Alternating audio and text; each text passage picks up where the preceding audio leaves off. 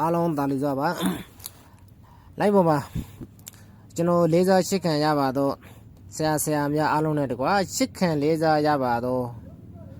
နော်ရှင်းရင်ကိုများအားလုံးကိုကျွန်တော်ယနေ့အချိန်ကမှာတစောင်းဖို့လာပြည့်အချိန်ကမှာစိတ်ချမ်းသာခံကိုယ်ဤကျမ်းမာခံနှစ်ဖြာတော့ကျမ်းမာခံနဲ့ပြည့်စုံနိုင်ကြပါစေလို့ကျွန်တော်ပထမချီဥစွာနော်ကာရဝစုမှန်ကောင်းတောင်းလိုက်ပါတယ်ကျွန်တော်ဒီယနေ့အချိန်ကမှာအထူးကျွန်တော်ပညာဒါနကျွန်တော်တစောင်းဖို့လာပြည့်နေမှာကျွန်တော်ပညာဒါနမျှဝေတော့ဖို့ဖြစ်ပါတယ်ယနေ့အချိန်ကမှာကျွန်တော်ဘယ်လိုပညာမျိုးတွေကိုကျွန်တော်မျှဝေသွားမယ်ဖြစ်လဲဆိုရင်ကျွန်တော်ဒီယနေ့အချိန်ကမှာလူတွေရဲ့နေဆိုင်စားသောက်နေထိုင်ရှင်သန်နိုင်ဖို့အတွက်စိုက်ပျိုးရေးသမားတွေလူသားတွေရဲ့အတွက်နော်ကျွန်တော်တို့ဒီအဆင်ပြေအောင်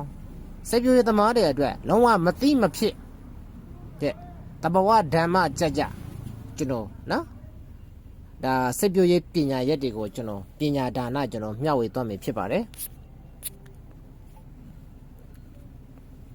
ဟုတ်ပြီအဲ့ဒီအချိန်ကမှကျွန်တော်ပထမမြောက်မှာစကားဒီကျွန်တော်မြင့်ကြီးပညာရဲ့ဖြစ်နှောက်မှုပညာလက်မှုပညာနော်စိတ်ကြွရေးပညာရဲ့များစွာရှိစေကမုံလေယနေ့အချိန်ကမှကျွန်တော်ဒီတရားဝါဒီနေ့စဉ်လုံးမြတ်ရှင်းတန်နိုင်ဖို့အတွက်စားသုံးနေထိုင်နိုင်ဖို့အတွက်လူသားတွေရဲ့အတွက်နော်ကျွန်တော်အလုံးဝအကျိုးပြုမဲ့ပညာဒါနမျိုးကိုကျွန်တော်တစောင်းမှုလာပြင်းနေမှာကျွန်တော်မျှဝေသွားရခံဖြစ်ပါတယ်အခုမျှဝေသွားခံသည်နော်ဒါကျွန်တော်ဆရာလောက်တဲ့သဘောမျိုးနဲ့ကျွန်တော်မျှဝေတော့တာမဟုတ်ဘူးเนาะကျွန်တော်သိရှိထားတဲ့စစ်ပညာ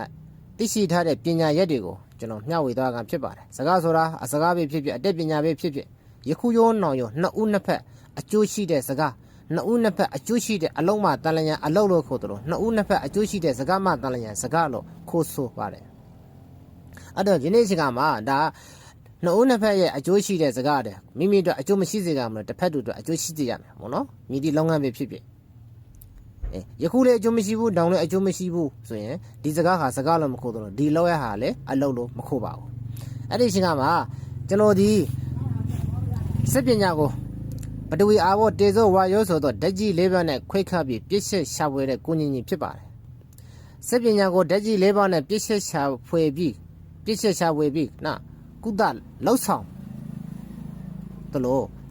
စေပြောရဲကိုလည်းအဘိဓမ္မာဓာတ်သဘောတရားနဲ့ဓာတ်ကြီး၄ပါးနဲ့ခွဲခါပြီးတော့တဘာဝဓမ္မကြကျွန်တော်နတ်ပညာဒါနမျှဝေသွားပြီဖြစ်ပါတယ်ဟုတ်အဲ့ဒီအချိန်ကမှကျွန်တော်ပထမအောင်ဆုံးမျှဝေသွားပြီအချက်လက်ကကျွန်တော်တို့ဒီမျိုးစေ့ပေါ့နော်ဟုတ်ပြီဒီမျိုးစေ့တွေကျွန်တော်တို့ဘူးစီဥပမာကျွန်တော်အကျမ်းအောင်ပြောပြတာနော်ကျွန်တော်ဖယုံစီဖြစ်ဘူးစီဖြစ်မျိုးစီကျွန်တော်တို့3စီကိုကျွန်တော်တို့ဒီနော်9စီ